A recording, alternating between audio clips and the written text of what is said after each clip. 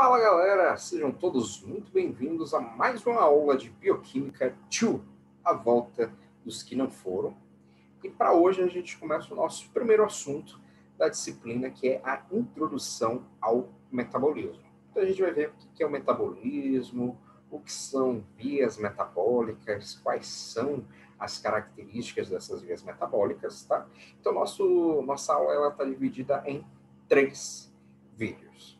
Esse é o primeiro, e nele a gente vai falar sobre a introdução ao metabolismo. Afinal de contas, o que é esse tal metabolismo que a gente tanto ouve falar, beleza? Então, deixa eu compartilhar meus slides a partir de agora com vocês. Pronto, galera. Então, acredito que a partir de agora vocês já estão vendo os meus slides. Então, nossa aula de hoje são as aulas de número 5 e 6, que vão abordar a introdução ao metabolismo. E a gente começa, né? A gente inicia a nossa aula de hoje com uma pergunta. No final de contas, o que vem a ser o metabolismo? Se a gente for ver na literatura científica, que aqui eu me refiro a um livro da disciplina, certo? É o mesmo livro do semestre passado. O termo metabolismo, ele provém do grego meta, que significa integrar, e bolismo, que significa processo. Deste modo, podemos traduzir o metabolismo como sendo o fenômeno de integração de vias bioquímicas dentro de um organismo.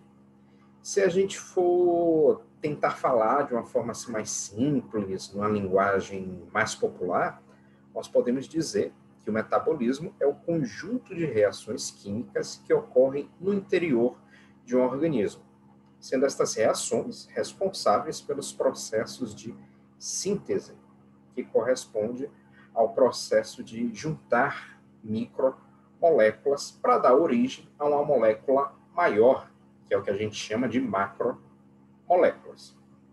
E esse metabolismo, além de permitir essa síntese, né, que em alguns livros vocês podem ver chamado como biossíntese, ela também promove um segundo evento, que é o fenômeno, o evento de degradação. E esse fenômeno, esse evento de degradação, é um processo contrário a essa síntese e biossíntese. Ele vai corresponder ao processo de quebra de macromoléculas em micromoléculas, tá? Sendo essas micromoléculas constituintes de um ou mais componentes.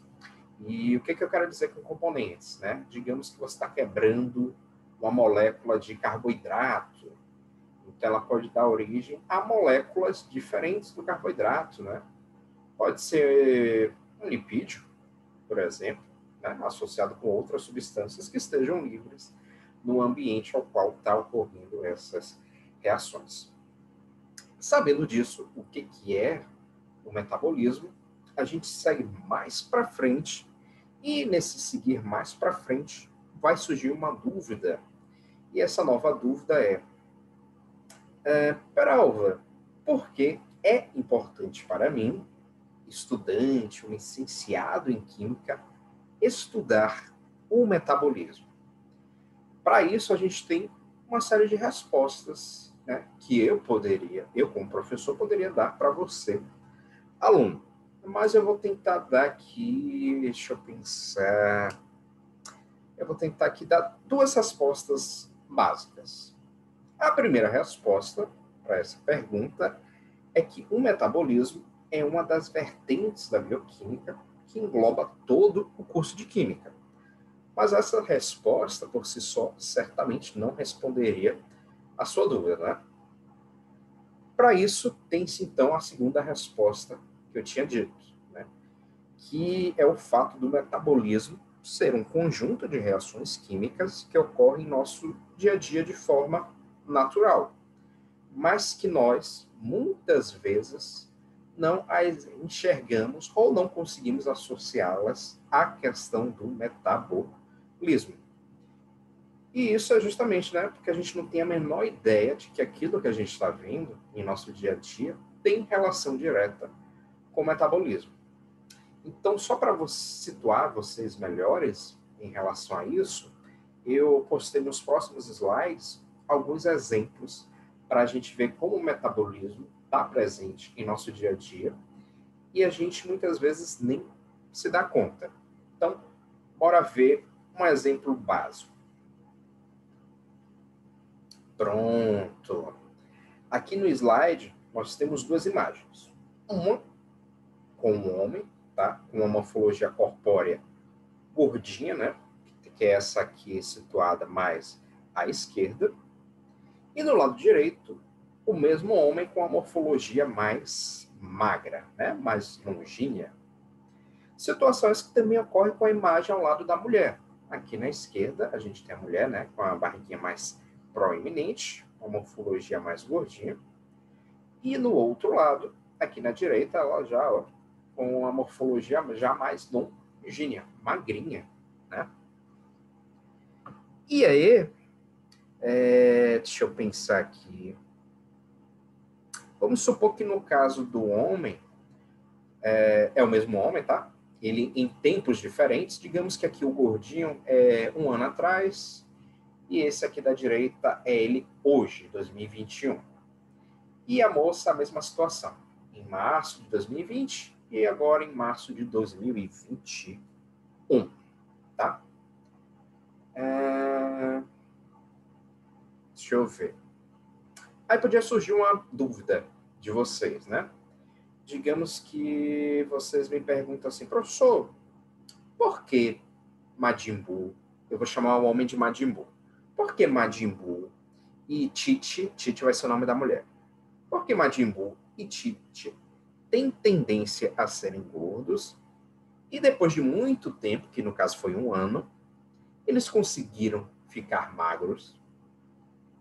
Bem, a tendência natural é a gente, como professor, responder o quê para os nossos alunos? Que provavelmente Majin Buu e Tite fizeram dieta, né? Ou se não fez dieta, passaram a realizar exercícios físicos ou atuaram de forma conjunta. Fez dieta e começaram a fazer exercícios físicos. Mas só que o metabolismo ele está totalmente relacionado a essa questão da variação do formato, da morfologia do nosso corpo, certo?